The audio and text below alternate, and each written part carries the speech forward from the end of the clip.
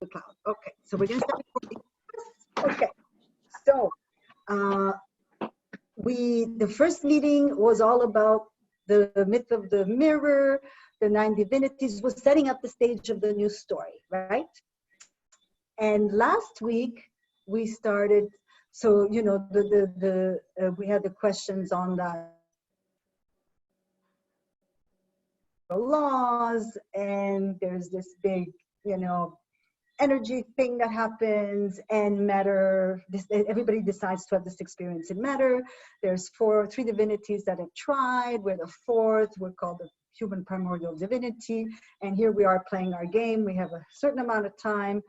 We've been at it for 30 million years. Is that it? I can't remember. 30 million years, I think, or 300 million. 30 million. I'm trying to find, I have it. I know. I have it too, but let's see, do I spark?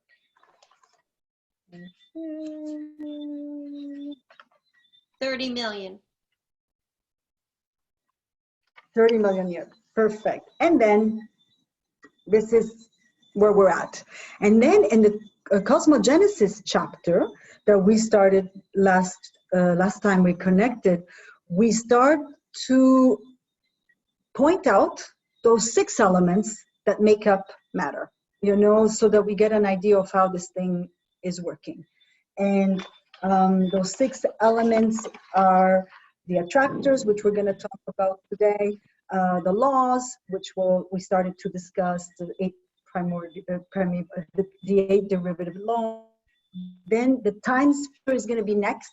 If we get to it today, we'll talk about the time sphere, the divinities, the demiurges, which Duncan explained beautifully, and then the elements of matter themselves. So there's these 6 elements that make up the plane of matter, and we are in the process. Last week we started to go through, we talked about the demiurges, and we talked about some of the derivative laws. Today we're going to try to finish the derivative laws, and then we'll see how far we're going to get. We'll get to the other elements of matter, which is non-existence, and we'll get to the attractors, I think. Is everybody good? Yes? Everybody's on? Yes? Got it? Good. Okay, so then we had this little questionnaire, just as a review for last time. Can you guys still see me? Mm-hmm. Okay. I'm going to read these questions out, which is for the chapter of Cosmogenesis, page 27 to 62. And I'm just going to call out some things, and if you guys know the answers, great. It's just so that we get familiar and we review the information that we talked about. So are you guys ready? Mm-hmm. Now, you know what, maybe what I'll do is I'll share my screen. Hold on a second, because then maybe you guys can see the questions. Let me figure this out. Hold on, guys. Let me do that. Let me see if I can share my screen, okay?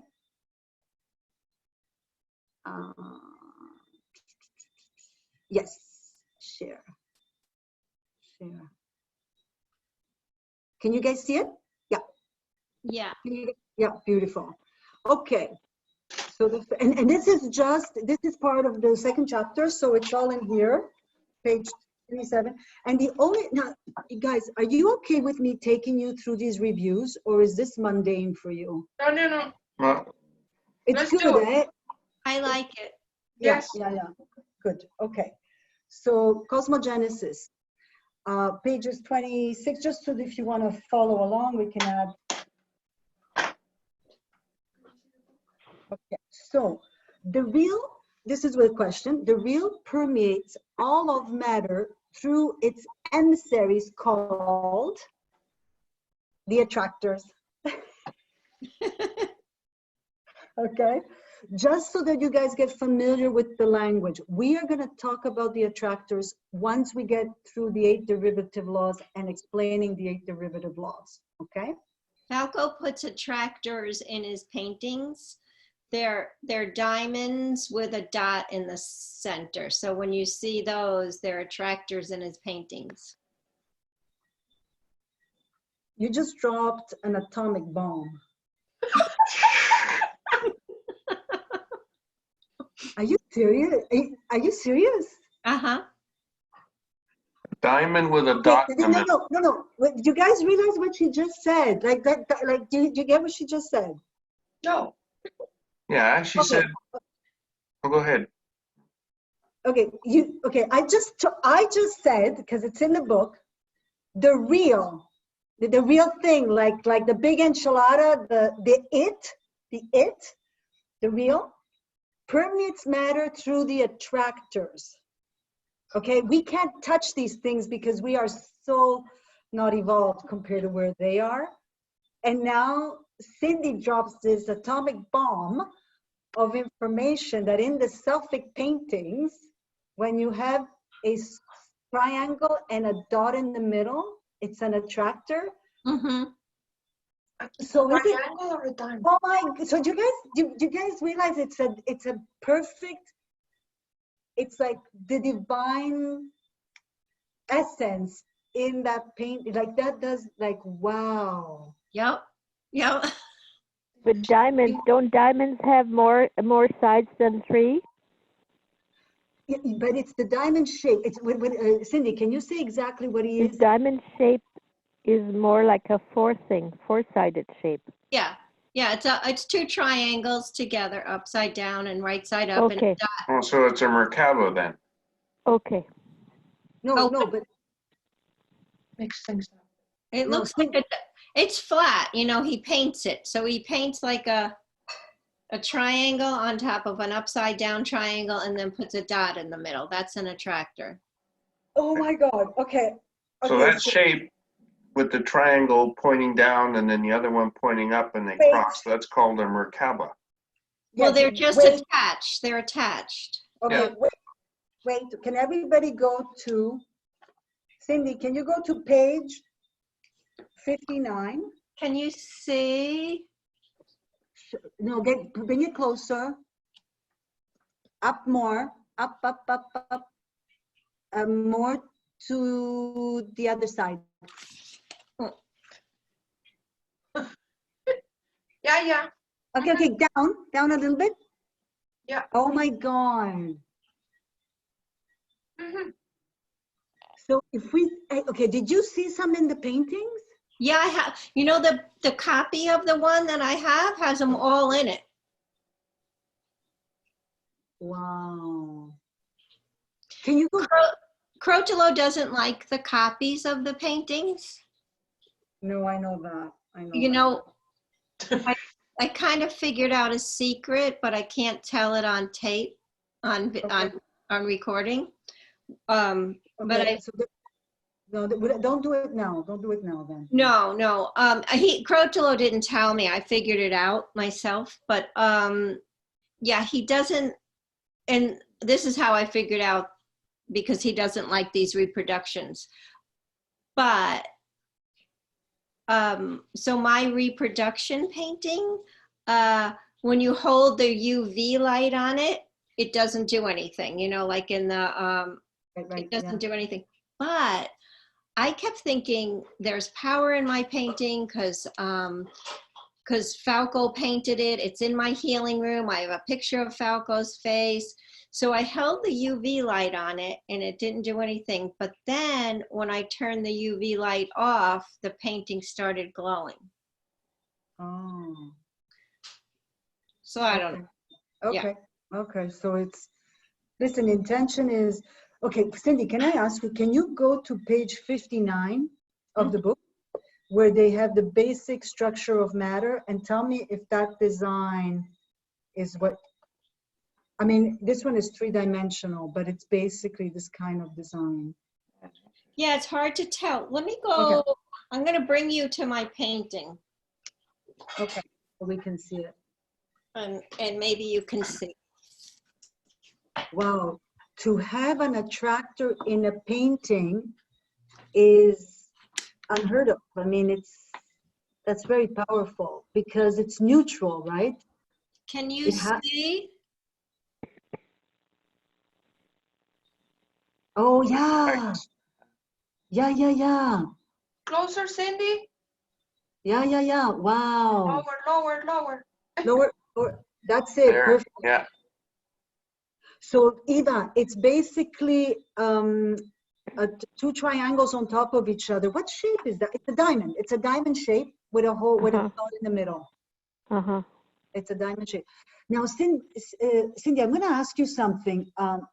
So attractors are neutral when they come from the real. Only when they start to pick up information in the threshold, they start to change. So when he's putting them in the paintings, are they completely neutral and we can make whatever we want from them? Or because... Yeah, go ahead. He didn't say. He didn't say. He just told us what the symbols were. You know, he didn't. He just said attractors. And then when people asked him questions about spiritual physics, he goes, no. That's another subject. We're sticking to the paintings. Right. Okay. So every painting has a message in the back. Every painting has so many messages. So I think the attractors must be colored by the message. So they amplify that message. Because each attractor, when it comes from the real, it changes. It picks up information in the threshold, and this real starts to then morph into whatever it's picking up. Whether it becomes, and we'll see later, whether it becomes a stone, it becomes a plant, it becomes part of you. Like all of that, it's not neutral anymore. So I'm wondering if in the painting, they are in their neutral form or they've morphed already by the expression of the paint. Do you guys get what I'm trying to understand? I think they're magic in the painting. So then they can do anything you want, or only what the painting wants, or what the painting, because the attractors are neutral, they hit the form. I don't know. Okay, but it's a good question, huh? Yeah. It's a good question. Do you guys understand what I'm saying? A little bit? Yeah. Okay. But those paintings are very powerful then. Yeah, so powerful. Okay. That's a question that I'm going to ask Clothwell. Okay. Matter is created by a complex system of different elements that are, and these are the 6 elements that are on page. It's the beginning of Cosmogenesis. And I just want you to have them in your mind. Otherwise, we can get lost with all this information that we're going to go through. So if we go to page 28, the 6 at the top of the page, it talks about the 6 elements that make up matter. So we've got the attractors that come from the real. We've got the primordial energy called the primeval laws, which become the derivative laws. And there are the 8 laws we're going to talk about. Then there is the time sphere. The time sphere is going to be on the next chapter. So we're going to talk about it then. The divinities themselves, the divine spark, the human soul. We'll talk about that too. And then other forces of nature, the demiurges that we're going to touch again a little bit, that is how matter starts to be built, created.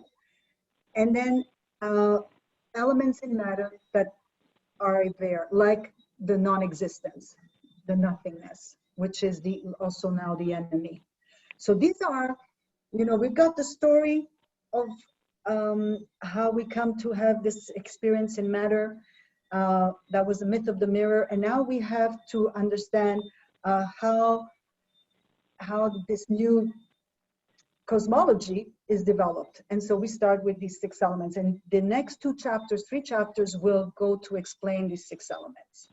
Okay? Oh, okay. Well, I just found in my notes for the painting, it says attractors, and then I draw that shape. And then in parentheses, I have spiritual physics. So he did relate it. He goes, look it up. Yeah. We're going to talk about the attractors. Okay. And that's, and the question I was asking is going to come up again. So, okay, beautiful. Then what do the 8 primordial laws, energies, change into when they're in matter? And these are the 8 laws. Remember, they are the synchronicity, so atom, divinity, geometric essence, time matrix, fall of neutral events, chaos, and complexity. Those, we went through them last week. Did you guys listen to, Elizabeth Duncan, did you listen to the recording last week from last No, time? but I have this all written down from when I first read it, so yeah. Okay, we got it, we got it. Okay, so those are the 8 primordial laws, and we're gonna talk about them. Eva, are you there? Cindy, you're good? Yep, yep. Elizabeth, you're good? Yeah. Yeah. Okay. And name the 8 derivative laws. So the 8 primordial laws, these energies that are in the real, and these are more energies in the real. In matter, they transform, and they're different than when they are in the real, but they still have some qualities that are similar, and they're called derivative laws. They derive from the ones that are in the real. Do you guys Yeah. understand it? Question. Yes. You were saying that, okay, the divine law, or here, the primordial laws or divine laws end up being the derivative laws, of which there are 38. Did you say that, or did I misunderstand you? There's 8. 8. Okay, so the 8 that we. Yeah. There's Okay, 8. all right, that's So good. Duncan, they're all the same. So they in the book they go primordial, primeval. They use them interchangeably. Those are the energies or the laws in the real. In the real. Yeah. In matter, they call them derivative laws. Okay. Okay, and there's 8 energies in the real, and there's 8 of these laws here because they are they're deriving from what's in the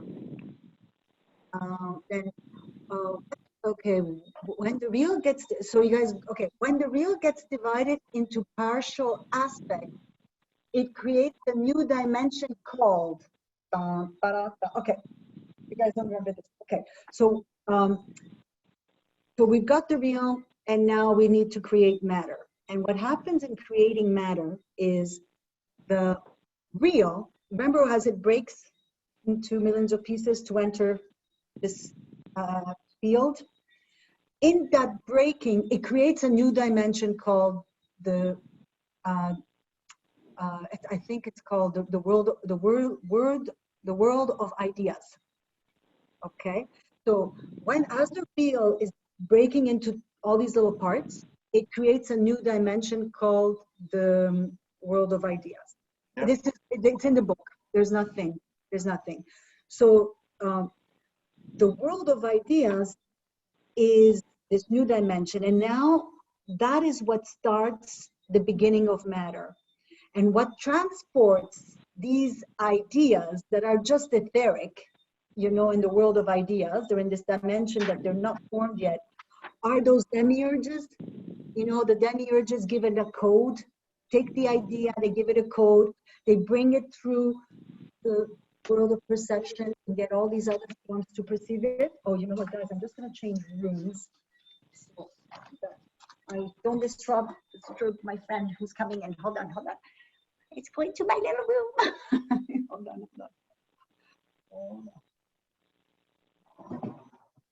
Did you guys follow me so far? Hold on. I am going to light up my light. Hold on a second.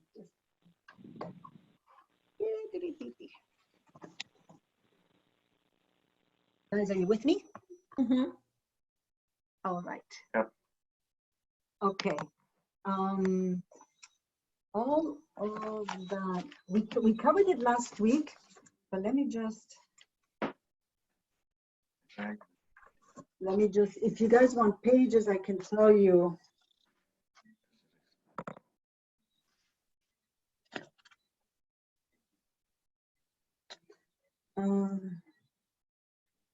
It's page 30. So it says something to the effect, when the real gets divided into partial aspects, it creates a new dimension called the world of ideas. In the world of ideas, the entire potential is possible, since the ideas are only still virtual. Time direction is not present yet. That's why we only have the ideas and nothing formed in matter yet. That's page 3031. The demiurges are transport ideas, these ideas, little by little into the material form by, they apply a numerical code to the idea. This coded idea has a negative density, comes into form and gets perceived by living forms. This perception becomes a positive density, is then sent back to the world of ideas and finishes the cycle. And remember the big bombshell that we realized that the idea, the object, is preserved in the world of ideas if enough different species perceive it. Otherwise, it can't exist. Having many species perceive the universe is fundamental in having the universe exist. This cycle creates physical matter, and now that it's done, time can take a direction. Was that helpful?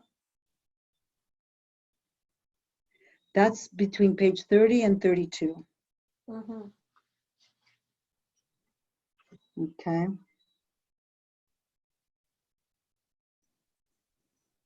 So what transports ideas little by little into matter is the demiurges. The idea is perceived in the world of ideas if enough different species perceive it, otherwise it can't exist. And having many species perceive the universe is fundamental in having the universe exist. So this is something, Duncan, we talked about with you. You had given us an explanation. And then from the matter is a field where ideas communicate with each other according to time direction, which cause the effect in the field, the earth will begin to operate in a pretty, okay. This is also important because we're going to talk about the 8 derivative laws. And I'm just going to go through this. So, hold on, no. Okay, so that was the demiurge. Now we're going to talk about the derivative laws. Remember, it's one of the demiurges was, I think, number 5 on the list. We talked a little bit about that. And then the other one is now the derivative laws. So we're going to talk about the derivative laws. Guys, have I lost you guys? What number are you on? So remember in that page 28, there's those 6 elements of matter. Yeah, what number of the questions are you on? Oh, okay. So I'm going to go in line. Okay, so let's question number 7, fill in the blank. Okay, the idea object is perceived in the world of ideas if enough different species perceive it. Otherwise, it can't exist. Can't exist. Having many species perceive the universe is fundamental in having the universe exist. Exist. Is that okay, guys? Mm-hmm. Are you guys following the questions, or am I doing this for myself? I'm following. Okay. Yes. Yes. Yes. Okay, good. I'll continue.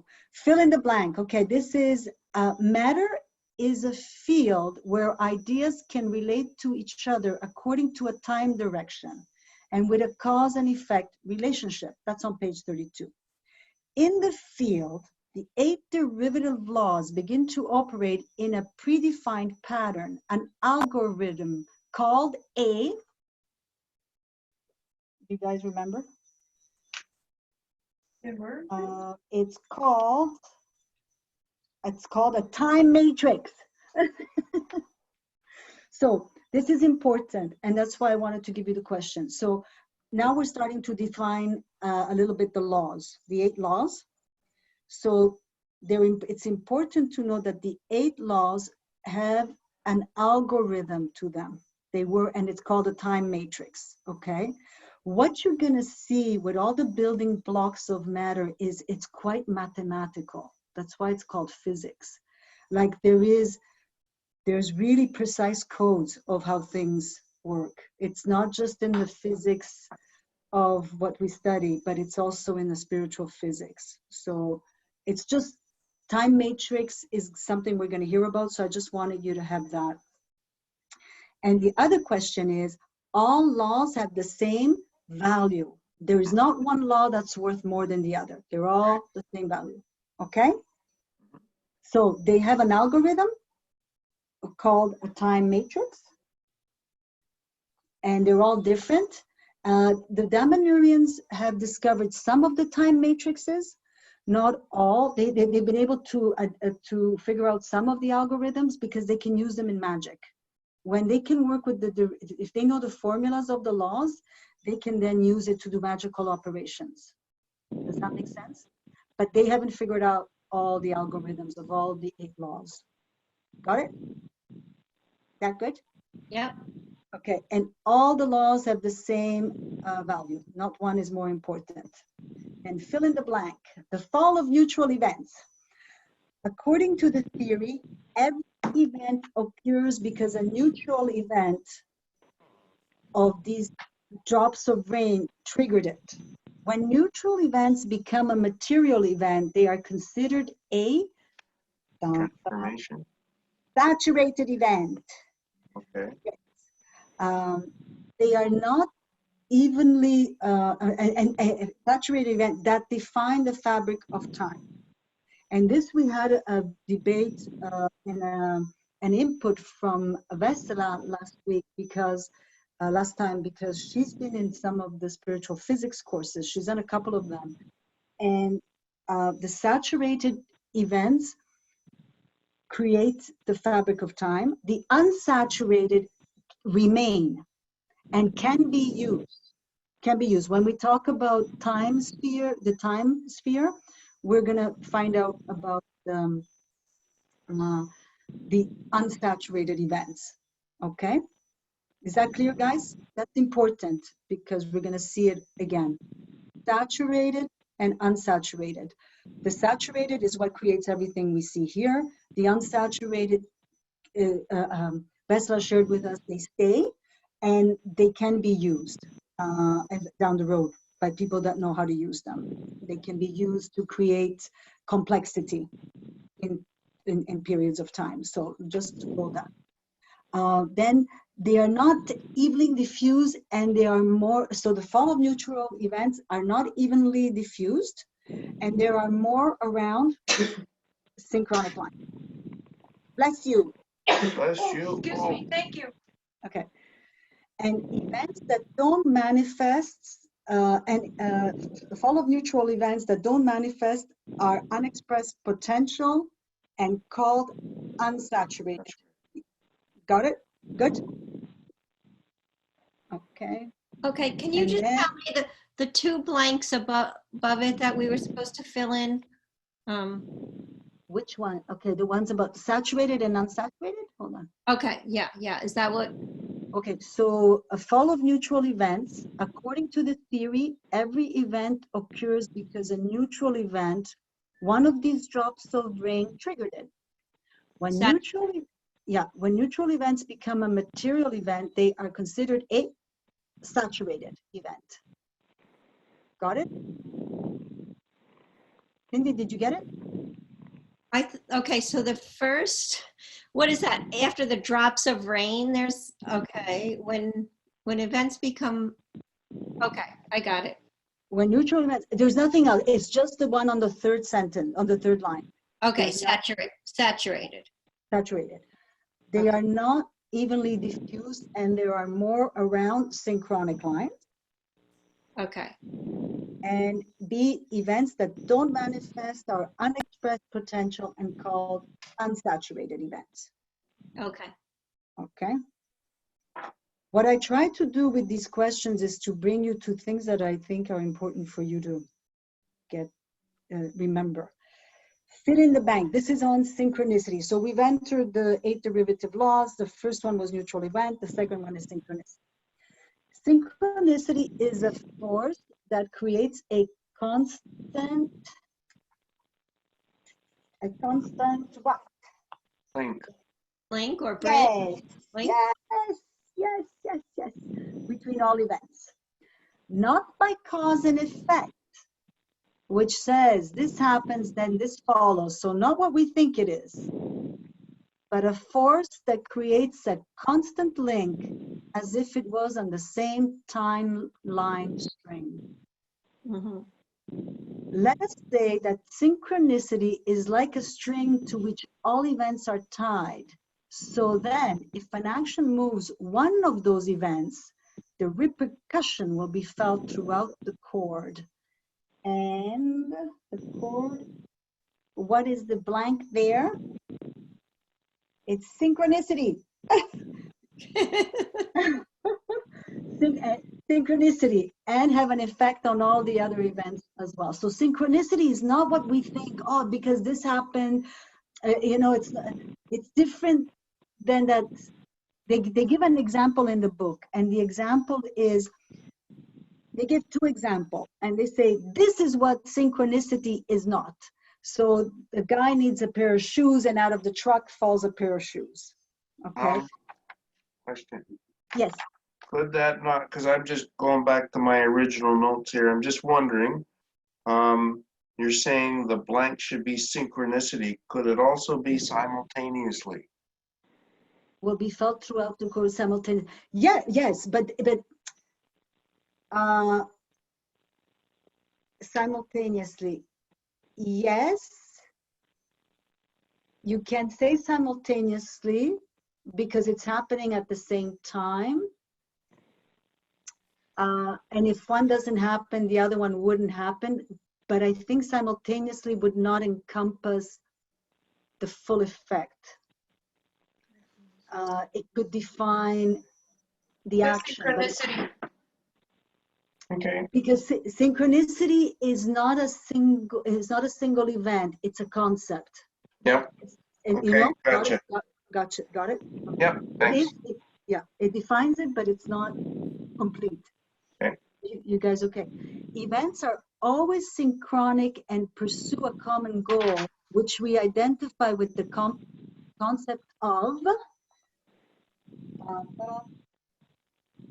I have to look at my own notes. Complexity. So the purpose of what's happening here is that we have to evolve. And we are going to talk about and see the effect of this intelligent force that continuously pushes us towards evolution, which is called complexity. When events are happening, the other laws, all these laws don't act individually. They all act one superimposed on the other, and they dance together. When these events are happening, complexity is also at play. Things are happening that are going to move us to the highest level of complexity and evolution. Okay, it's also at play. I don't want to get it confusing, but events are always synchronic and pursue a common goal, which we identify with the concept of complexity. So synchronicity is not working alone. Okay, there's other forces. That's really the takeaway.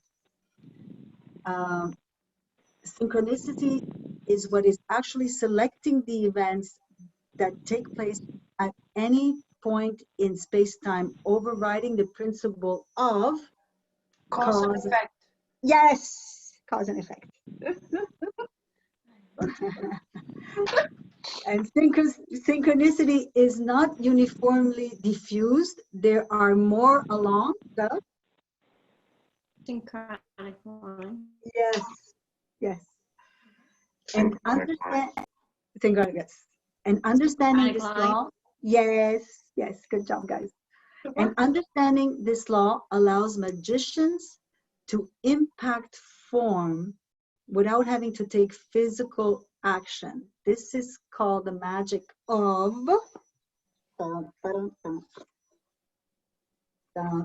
correspondence. Symmetry line. Huh? Is it symmetry line? No. Correspondence. It's a new word. That's why I wanted to correspondence. So let me tell you a story because this will help you understand it. So I have spoken to Antilope. She's done some time travel. And one of the things that she said is when you want to have an impact on time, it's not what you think. If you just move a stone on the road, that's all you might need to do because the impact of you moving that stone has got to catalyze all these changes. So you want a new president, all you have to do is move that stone so the person that trips hits his head and then this happens. And so the capacity to understand these basic laws and how they work makes it possible to change something really small to have the biggest impact down the road. That's why understanding or getting familiar with these laws, how they work, you know, makes you realize, okay, so if I want to change something and I know everything is linked together on this chain, I'm not going to go assassinate a king or maybe all I need to do in this timeline is move this rock and the effect will be felt through the whole thing. You see? Does that give you the idea, guys? Yeah. Yeah. So that's why I'm trying to understand all this because when we understand these forces, the task of arriving at spiritualizing what we have to spiritualize here is not so daunting because we have all these forces that if we understand how to work with them can really catapult us to make changes that are going to be very impactful, you know, with the least amount of impact. And so that's why I wanted to mention that. So correspondence is going to come up as we talk about other topics. Can I ask a simple question? Oh my God, yes. When they talk about magicians, who are they talking about? Us. Oh, I thought they were talking about the higher beings. I think my understanding is Falco gave a lot of this information to the Damanhurians. My understanding is, and we'll see that, and I'll be able to, there's either other civilizations in other dimensions and other galaxies that are probably much more familiar with a lot of these concepts. I mean, Falco came from the past. So wherever he's from, they probably know how to work with him. Right? Didn't he come? I thought he came from the future. Oh, sorry. Yeah, he came from the future. Yes. So in that same, so he came from the future. So he's probably using some of these laws. Probably where he's coming from, there's so much more evolved that for them to say, okay, where can we have the biggest impact? Let's go back here and do this operation. You know. So the higher beings that they're talking about being magicians, not us. Oh, but I think the Damanhurians, many of them, you will see as we go on in the book, the operations that were done here on the timelines, on the time travel, were all done by the Damanhurians who have been taught these magical things. Okay. You know, so yes, we can all, it's magicians is not something of a superior power. Magicians is learning and understanding these rules and understanding how to work with them. Okay. You know? So the potential is for all of us to be able to, it's like a recipe, but nobody's ever taught us these things.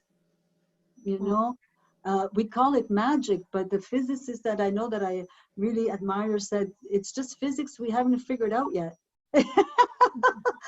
and here we see that it's really physics, you know, in another form. So I like magic. It's much more sexy, but it's really it's very practical. It's very practical.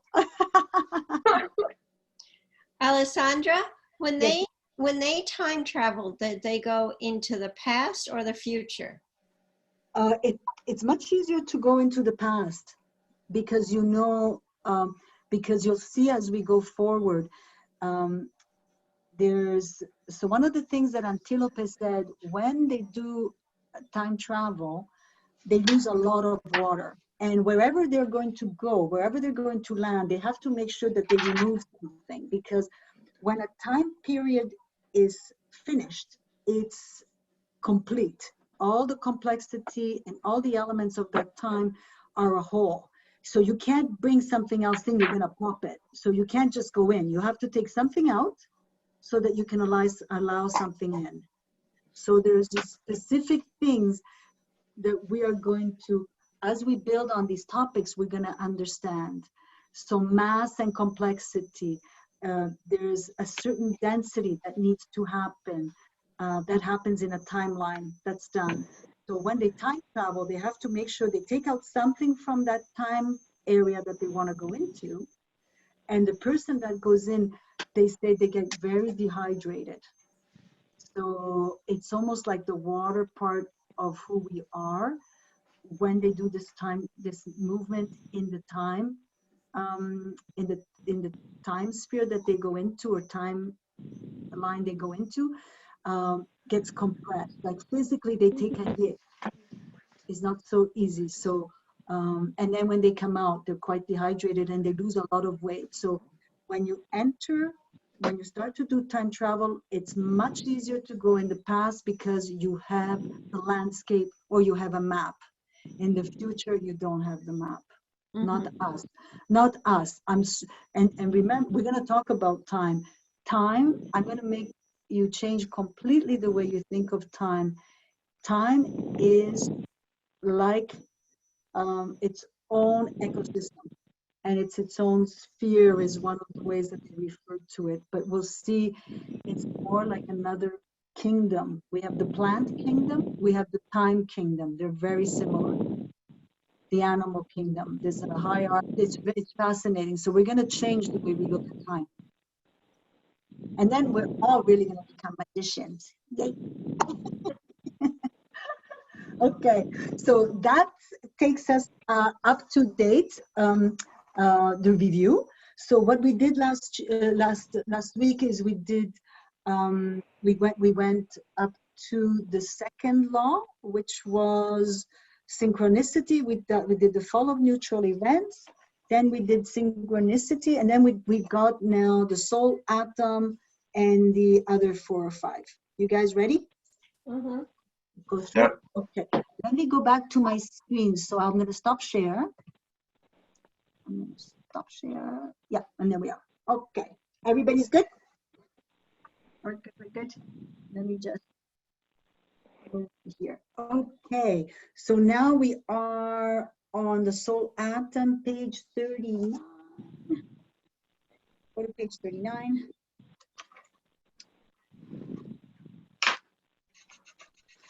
You guys have any questions? Is it okay? Yeah. Good. Eva, are you okay over there? Yeah, yeah. Yeah, okay. So I'm just going to explain the soul atom.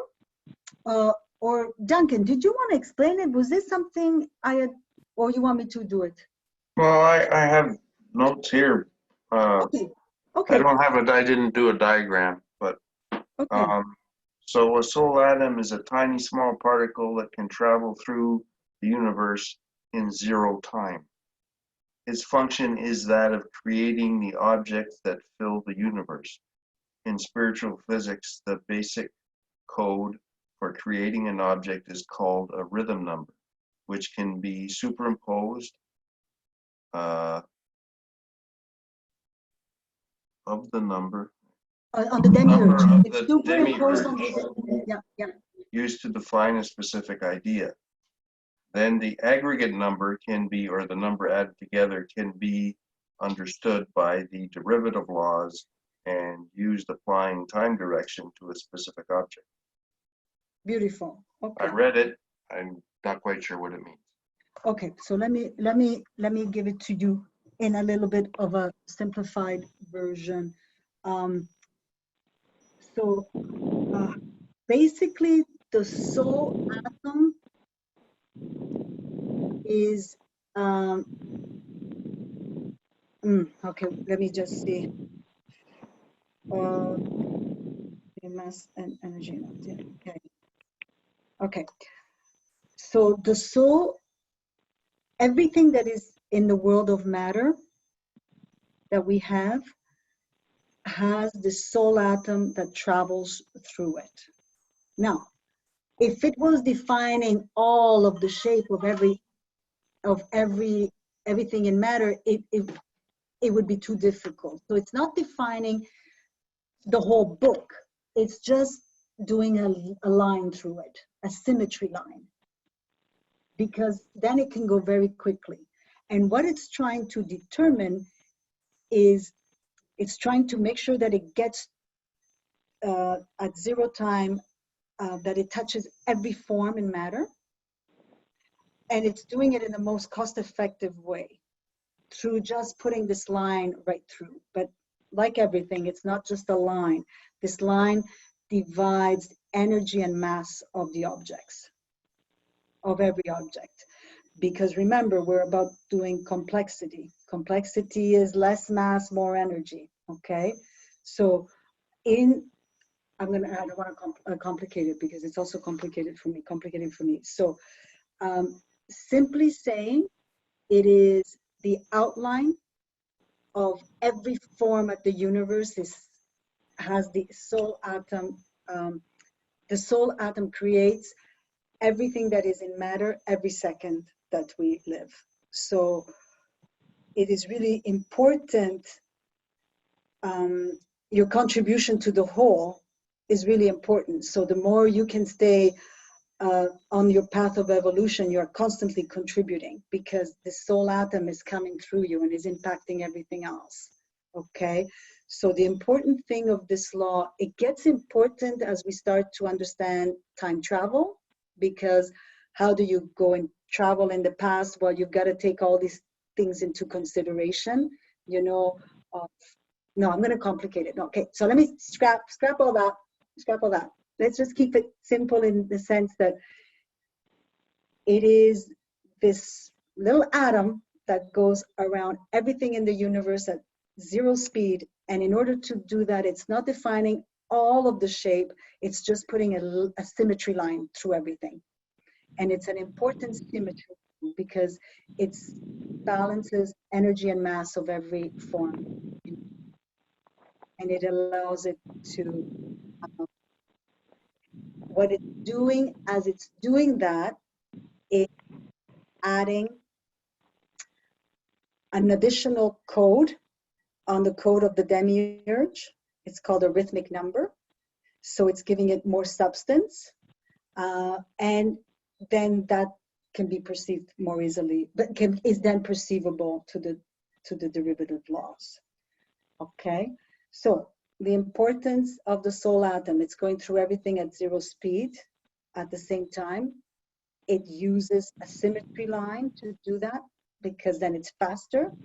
And in that symmetry line, it's adding additional codes to the demiurge's code so that the derivative laws can move this material object now in the field of matter. How's that? Duncan? I know. It's okay. The functional is, so the important thing of the soul atom, the important thing that it does is it draws this line of symmetry. And the line of symmetry adds coded information to the object so that it can be perceived by the laws. Okay, and it's changing. It's changing. Okay. So just, yeah, does that any, I wish I could give you more. I don't have more to give.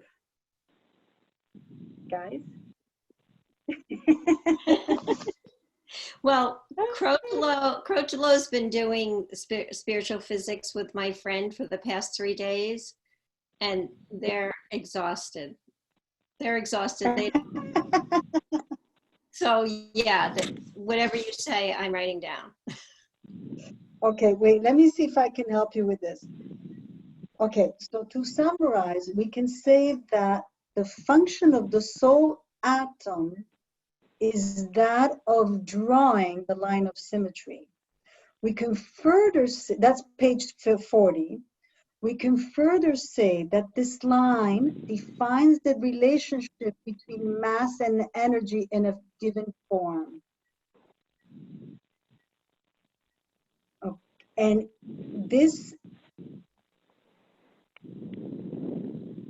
if we look at the whole of matter as a very complex mathematical structure, you realize the importance that everything is in balance.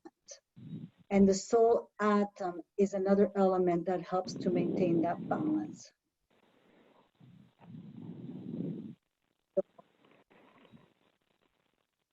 Guys, that's all I can give you for now. But if you think of more questions that I can, Duncan, does that help a little bit? I mean, I'm just rewording what you're saying in different words. I don't know, did that give you any insights or did it confuse you? Eva? I'm lost. But it's okay, don't worry about it. The important thing is that, I guess for me, it's to be practical. It's really important that we walk with great integrity because we are constantly affecting everything around us. Think of it, this soul atom is going through every second. And depending on how we are, how we're feeling, we're impacting that line that then gets transmitted to everybody else. So yes, Okay, just reviewing what I had written down here. The definition of a soul atom really, it's a tiny, small particle, but its function, and really that's the crux of this whole thing, its function is that of creating the objects that fill the universe. So if you can get that, then the rest of it doesn't matter so much. It's kind of secondary. But that's the main thing, that the soul atom is part of universal creation. Right. It's fantastic. That's it. Okay, guys, beautiful. Thank you, Duncan. That's what it does. Just to see that. I knew it was in here somewhere. It was like, I know, sometimes we try to elaborate it and we make it. So the soul atom travels through the whole universe at infinite speed, zero. It creates matter according to the laws. And because it's so fast, it doesn't create the full form, but a symmetry line called the symmetry line. Fantastic. Okay. Is that better? Mm-hmm. Okay. Eva? Yeah, okay. Okay. Now, divinity. Here we are talking about the laws, about talking about a law, not an okay, hold on, the function of this law. Okay, the divinity, when it comes to the 8 derivative laws, is about how the divinity, the primordial divinity, has an experience here in matter. It's not about the divinities we created in two religions, okay?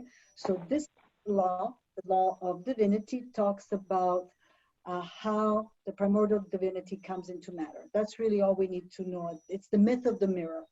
So this law has and holds the truth of that information inside of it. That's the law of divinity. And then the time matrix law. Okay.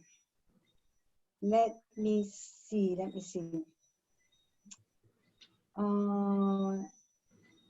Okay, okay, let me see. I'm going to give you what I have, okay, guys? Tell me. So the time matrix law has the function to maintain balance in form by managing the values of mass and energy at every instant and throughout all their transformation. That's in page 42. Each form is made up of mass and energy, the symmetry line that we saw in the soul atom, okay? The outline of all matter in the universe by the soul atom. The time matrix takes it a step further. So it says, each form is made up of mass and energy. This is the symmetry line. This is the result of the interaction of the 8 laws on page 82. The relationship between mass and energy is not constant. You know what, guys? I'm going to confuse you. I'm going to make it simpler. I'm going to make it a little bit simpler because this is going to be, okay, let me give it to you in a very simple way because otherwise I'm going to lose everybody. The time matrix law has the function to maintain balance in form by managing the value of mass and energy at every instance. The universe is a closed system. Energy cannot be created nor destroyed. The value of the universe must stay constant at the value of 1, and the time matrix law maintains this. Oh gosh, no, that wasn't helpful. Okay, let me try it another way. I can see you guys are all lost. Okay. It maintains the unit. I think you could say it as the time matrix law maintains the unit of 1 in what? The value of 1 in the universe. Okay. So let me just say, guys, let me just review this a little bit. Maybe I can explain it in a simpler way. As a function to maintain balance and form, each form is made up of mass and energy. This is a result of attraction of the laws, relationship of okay. Obtains this law is valid. Wait, this means that every value of the mass energy in form compensation in other forms. Kind of. Okay, that all forms are interconnected. Okay, you know what? I'm going to give you this. The time, okay. So there is this value of 1 that needs to be maintained. Every moment, it has to always equal 1. So what the time matrix law does is it makes sure that that balance is kept all the time. So, and the balance of 1 is held between the value of mass and energy. No, you know what? I'm going to lose you guys. I'm getting... Okay, I'm going to read you these notes that I've written. And unfortunately, I didn't review them before I got on the call. And so they're notes, but I can't summarize it for you. So let me read you the notes and just follow the notes. And then as I read them, I'll be able to come up with a summary for you. Okay, the time matrix has the function to maintain balance in form by managing the values of mass and energy at every instant and through all the transformation at every moment that's happening, because everything is always changing, right? We're evolving, we're doing something different. So this energy and mass is always fluctuating, and the time matrix law makes sure that that stays constant. And what it's saying by saying that you have to think of this value that the universe is a closed system of energy. It can't create it and it can't lose energy. It always has to stay constant. It's almost like a full glass of water. It has to be maintained always full. And so knowing that, you know, the ebbs and flows within that glass have to be maintained so that it's always full. And 1 is this full, this value. And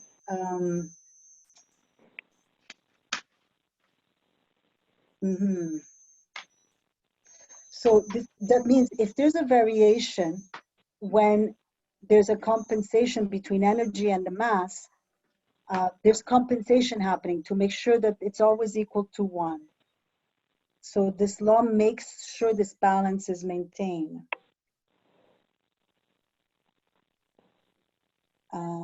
Can I just try something here? Yes, See yes. if it doesn't confuse it more, if it does, stop me. Okay.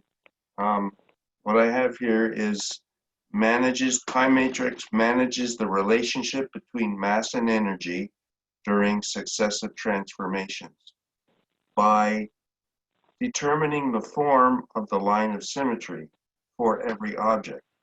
From our perception, an instant is approximately 4 seconds. Then a rhythm number is composed of not less than 80 symmetry lines. There are at least 20 variations per second with the mass-energy relationship. And from there, that's how it maintains the balance. Every instant or every 4 seconds, it sort of recharges. I don't know if that... Okay, it doesn't help. If you're laughing, that's okay. No, you know what, it does, because, you know what, it's one of those things, you know what, I have my own notes, and they make sense when I'm making my notes because I just read the material, and then when I'm trying to remember it, it's like, hold on, there's so many pieces to it. Yeah. No, I like Duncan's explanation. I thought it was kind of pretty clear. Okay, good. Eva, can you translate it for us? Well, what he said, I mean, when you think about it, it's pretty clear. Right. So it's just, yeah, so what the time matrix does is,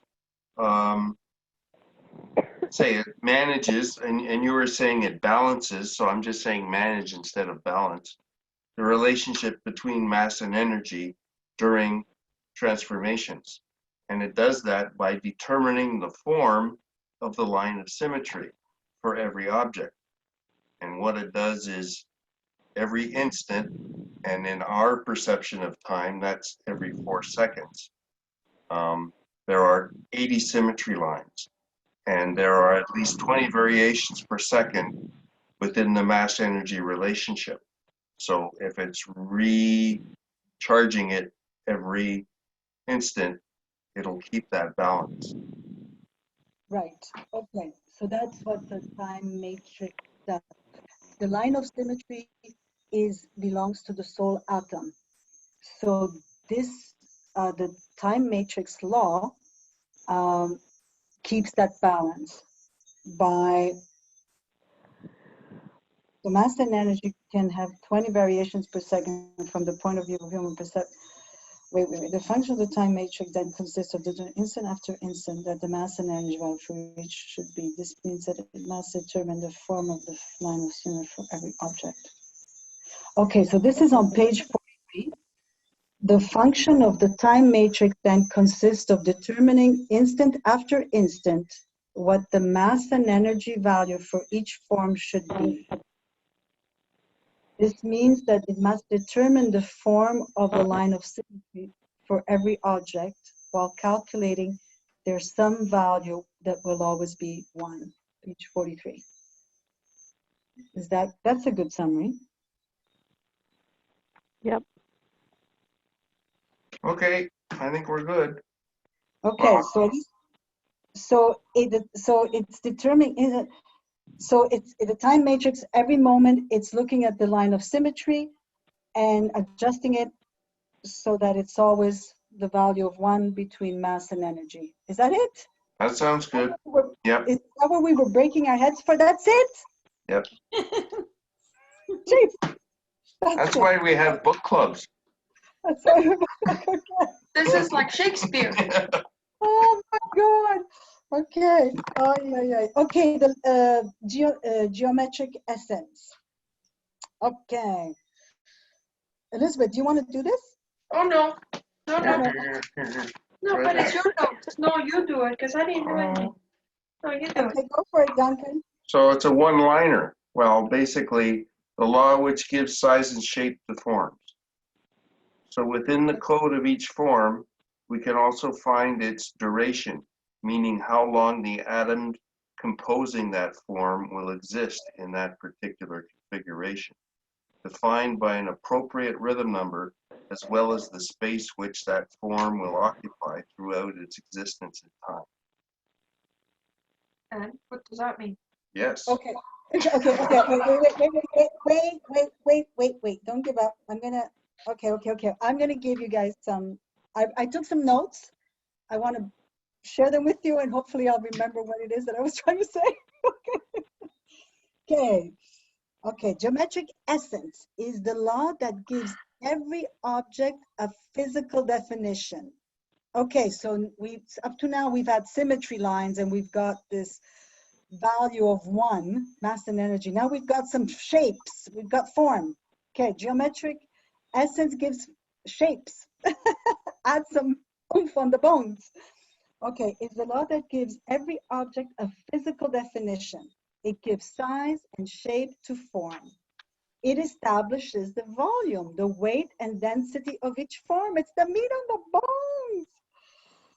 Okay, at another level, it also consists of defining the time-space territory that the form occupies. Within the code of each form, we find how long the atom okay. I don't know if we need to go here, but if we want longevity, this is where we have to work. No, okay, was that clear? Was that easy? That was on page, oh gosh, I didn't write the page. Was that clear? Though it puts meat on this line of symmetry. The soul atom and the time matrix, one controls, they form the line, but they don't have anything, they're just a symmetry line. The geometric essence adds the volume, physical shape to the object. Got it? And by doing that, it defines the times. It also puts it in a time space, in the time and space territory. It gives, it places it also. And within the code of each form, and within each form, we find the code, how long the atoms composing that form will exist in that particular configuration, and the rhythmic number will define as well all the space. Okay, we don't need to know that stuff, but if we want longevity, this is where we go. Change those atoms. We want them to last a lot longer. Guys, if Where we do I get it, buy them? where do we buy them? Cindy, in the paintings? Anything in the paintings about the geometric essence? Catalog? And Self- that I remember. It's probably at another level. Yes, Duncan. I have a question. Maybe you could relate it to Coyote regarding this. I think there was something within the geometric essence paragraphs where they mention storage, or no, this is a question that I had. It just came out of what we just read, and somewhere is stored the known time for all forms' existence. Where is that? I don't know. I Yeah. want to make sure. That's a Coyote question, I think. Okay. Will you put it in? Every question that you want me to keep for him, will you put it on a piece of paper? Send me an email. Yeah. Compile, like keep them all together, and then we'll send it all to him, or maybe we'll have him on a call one day. My hope is to have him on a call. Will you keep that? Yeah. Will you keep that question? Yeah. Okay. And you don't have to send it to me. Keep them, and then once I say to you guys, I think we're gonna have Coyote on, then send them to me, and then we can ask them. Sounds good. Okay. So geometric essence is the meat on the bones. Okay. Complexity. Dun, dun, dun, dun. Okay. Okay. Was that? Okay. No, I'm starting to lose it. Just the facts, ma'am. Okay. Complexity is what all forms want to achieve. It's the law of complexity. It's to be made up of less mass and more information. There's 4 fundamental steps or levels to arrive at complexity. Each step adds more information. Okay. And these steps are, at the first, there's the absence of life, which is all mass and no complexity. then you have life, and then you have thought, and then you have divinity. And it works in a law of quarters. So at the beginning you have lots of, and this is in page, where is that? Page 48. If you guys go to page 48.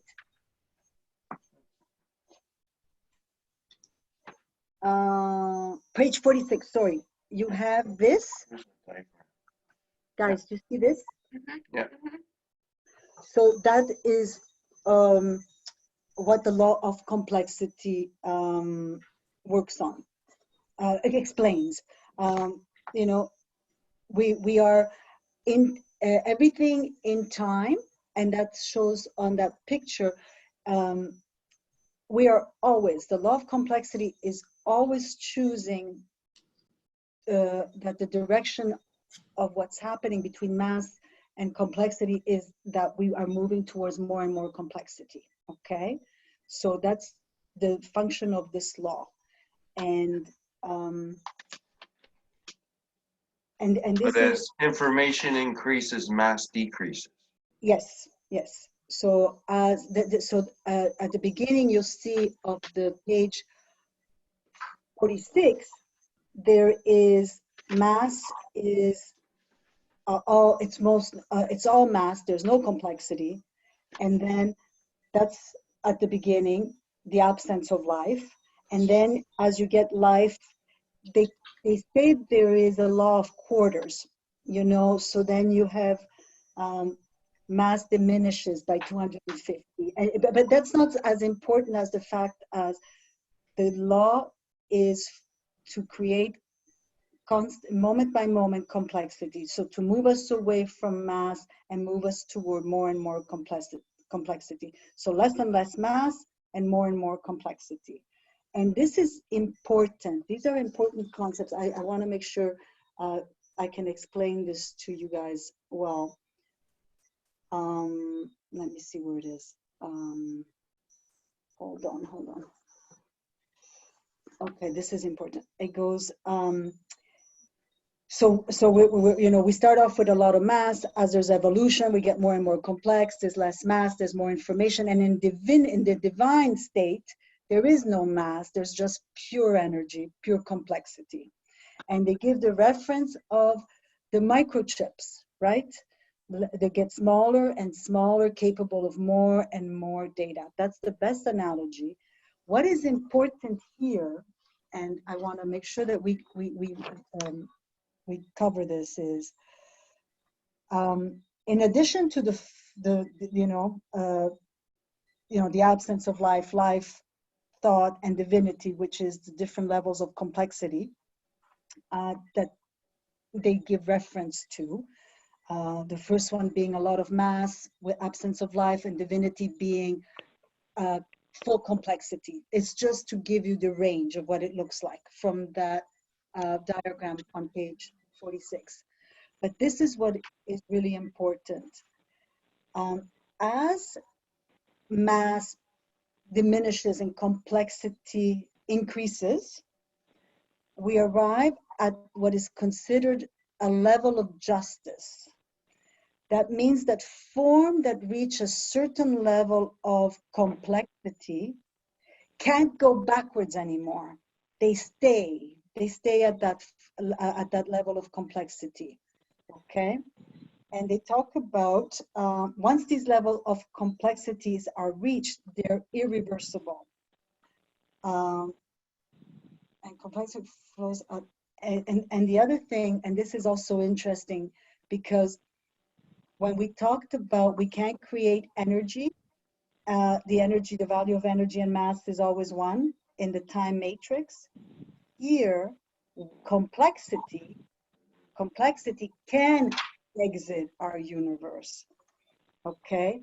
Complexity flows out of our universe into others.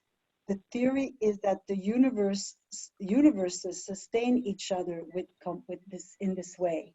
So complexity, unlike energy and mass, can exit this universe. It's just another idea and another thought. The important thing here is to know that the purpose of this law is that it ensures that we are constantly increasing the level of complexity in the universe. Yes, Just thought of another question. yes. If we get to the point where it's divinity and pure energy, would that be considered divinization of a piece of the mirror? Yes, yes, Yeah, absolutely. so then you could go back into the real. Yes, yes. Or is Then it, does the memory of the divinity, I guess it's not possible for, well, I guess that's what we're trying to accomplish here, everybody, is to get the memories of the divinity within the material world. Or is that possible? okay, okay. Yes, all of the above. My understanding, Duncan, is that when we reach divinity, when we reach that level of complexity, the real comes here. There's no distinction anymore. We have really heaven on earth. So we're getting rid of the threshold then. Yes, yes. Poof, it's gone. As soon as we do, and I want to add something to you all, because it seems that to become this pure light and, you know, totally enlightened is this journey. But I've also heard that in every moment and in every second, we have the opportunity to become that. So it's not this journey, like it could happen. And I don't know, but I have heard people say that they were with Falco and he would tell them, this is your moment. Like if you do it, like you can have it. And they were all like, what do you mean? Like it's right here all the time. And maybe some moments are more potent than others, but we have that capacity. Not that it talks to this, what we were doing here about complexity, but in a way it sort of does, like yeah. And we'll see it as we talk about all the other elements, you know. We are basically multidimensional beings, but we're only present and focused in one. We're all having experiences on different timelines. That's coming next. So I don't know if I answered your question, but yes, if we would be divine, if we would reach the level of divinity, the real would be here. We would be in the real. It would all be one. Yeah. So, does that answer that? Yeah. Mhm. Okay. Good. Good. Okay, guys. The last law. Okay. So the complexity is this. It's really evolution. Complexity is the law of evolution, how we move things forward. And then chaos. Chaos is a function happening in form that makes no sense, just as it says, but it helps us reach another level of justice, of understanding.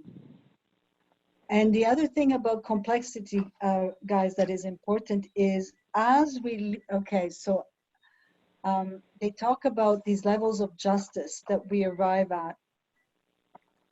Remember when we talk about the archangels with, we were in Turin and Stenella was there and she said the archangels had reached, we could become more than the archangels. Do you guys remember that? Yes, because the archangels can't go any higher. Can't go any higher. Right. They were part of, remember there was 3 primordial divinities before? Mm-hmm. They were part of those primordial divinities that arrived at a level of justice. So they reached a level of justice, of a complexity that didn't make them dissolve back into the real, but allowed them to stay. So they are actually allies to us because they know what's possible if we can go beyond where they're at. Mm. So it's interesting, yeah. It gives you, so that's a form that reached a level of complexity, that reached a level of justice that can't be taken away. Okay, so it's a good thing. We want to achieve a level of justice. So that's a good thing. And then chaos is really just chaos, but because of it, it does allow us to get deeper understandings. So those are the 8 derivative laws. Remember, they all have a time matrix, the time rhythm that they follow, and they are all creating matter. And we will see that as we go to the next piece. Guys, we're almost, do you want to just do the nothingness, or we start there next week, next time? Next time. Next time? Yeah. Done? Done. Okay. Guys, that was a hard review. That wasn't, we did okay, Dai. We did okay. Right. Okay, and then Elizabeth, Duncan, and Eva. So you're all 3 interested in the trip in Italy? Mm-hmm.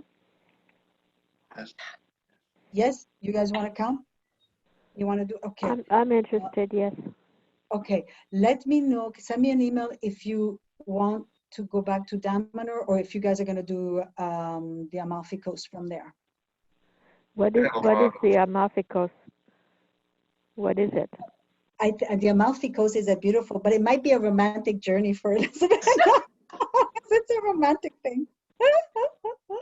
Oh, but Eva, I might, I'm going to connect with you about going to Tuscany, because I'm going to be there anyways. So let me talk to you after, by the end of the week. Okay. Okay. About Tuscany. Okay. All right. Now But we're if you want to trying go to. to Damanhur, let me know. I know, Eva, you do, but Duncan and Elizabeth, if you want to end up in Damanhur, let me know so I can book some things. Or if you think that's enough. No, Well, we've been talking about so many things. We could spend half the year in Italy from what we're thinking about. that's a good thing. So between the Lab of Life or the Alchemy School, like this is okay. Maybe if you want to take the recording off. Oh, yeah. Let me just pause and, yeah. Do you want to stop? Yes.